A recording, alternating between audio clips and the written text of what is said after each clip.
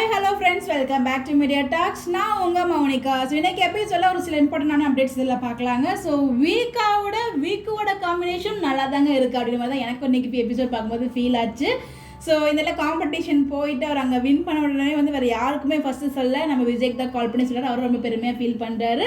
நீங்கள் வாங்கி கொடுத்த ட்ரெஸ் ரொம்பவே நல்லா இருக்குது அப்படின்ற மாதிரி அவங்களோட காம்பினேஷன் ரொம்ப பியூட்டிஃபுல்லாக இருந்து கொண்டு போயிட்டு இருக்காங்க. இந்த இடத்துல வந்து பார்த்தீங்கன்னா எனக்கு என்ன ஃபீல் ஆச்சுன்னா, என்ன காவேரி கங்கா புரிஞ்சு வச்சுக்கல, அவளுக்கு கூட நீங்கள் விஜயை புரிஞ்சு வச்சுக்கலையே. அவங்களே சொல்கிறாங்க இப்போல்லாம் வந்து அவர் உன்னை விட்டு இருக்கவே முடியாது அப்படிங்கிற லெவலுக்கு கங்காவே புரிஞ்சு வச்சிருக்காங்க விஜய் பற்றி. நீங்கள் இப்படி பண்ணிடுறீங்களே காவேரி அப்படின்ற மாதிரி தான் இருந்துச்சு. அந்த ஒரு வார்த்தையில் இப்படி பண்ணுறீங்களே, எங்களை சோதனிக்கிறீங்க, இப்படி சோதிக்கிறீங்களே டேரக்டர், அந்த ஒரு வார்த்தையை சொல்லிவிட்டீங்க, நீ தான் முக்கியம் அப்படின்னு சொல்லியாமல் வினிலா தான் முக்கியம்னு சொல்லிவிட்டாரு. அவர் ஒரு வார்த்தையால் விளையாட பார்த்தாரு.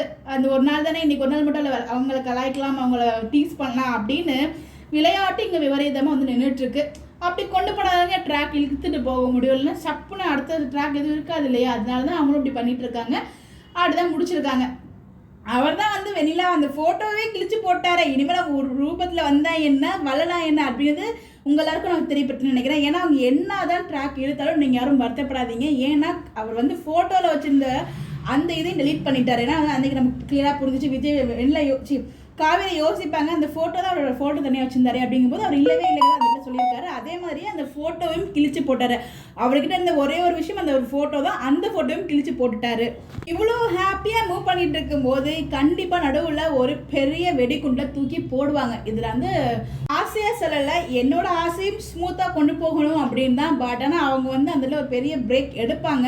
ஆனால் ரொம்ப பெரிய லெவலுக்கு இல்லாமல் கொஞ்சம் சீக்கிரமாக முடிக்கிற மாதிரி தான் நல்லாயிருக்கும். ஏன்னா கொண்டு போகிறத பார்த்தா அப்படி தெரியுது. அந்த இடத்துல நம்ம காவேரி சொன்ன வார்த்தை எனக்கு இன்னும் ஒரு பக்கம் குத்திக்கிட்டே இருக்குது, ஏதாவது ஆகிடுமோ அப்படின்னு சொல்லிட்டு நீங்கள் எதுவுமே ஃபீல் பண்ணாதீங்க.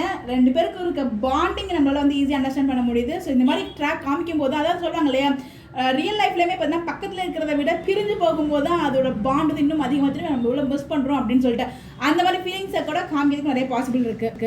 கமெண்ட்ல கழுவிலாம் ஊற்றிடாதீங்க. பட் பிடிக்கக்கூடாதுன்னா என்னோட ஆசை. உங்களை மாதிரி தான் நானும் எதிர்பார்த்துட்டு இருக்க மாட்டேன். அவங்க கதையை மூவ் பண்ணுறதுக்காக என்ன ட்விஸ்ட் வேணாலும் கொண்டு வரலாம் டேரக்டர் சைடில், ஐ மீன் டீம் சைட்லேருந்து. பட் எது வந்தாலும் நம்ம வந்து ஸ்ட்ராங்காக இருக்கணும். நம்ம வில் சப்போர்ட் வீக்கா, என்ன நடந்தாலும் நீ சப்போர்ட் வீக்கா, அது மட்டும் மறந்துடாதீங்க. ஸோ எதுவுமே நம்மளுக்கு ஃபேவராக கொண்டு வந்துடுவாங்க கடைசியில் அப்படின்னு எனக்கு ஒரு நம்பிக்கை இருக்குது. பிரவீன் மனோஜ் சார் லைட்டாக ஹோப்பும் இருக்குது, ரொம்ப டேமேஜ்லாம் பண்ண மாட்டாங்க அப்படின்னு சொல்லிட்டு உனக்கு கருத்துக்கெல்லாம் மறக்காமல் கமெண்ட்டில் சொல்லுங்கள்.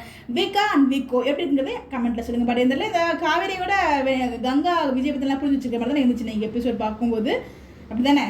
By by.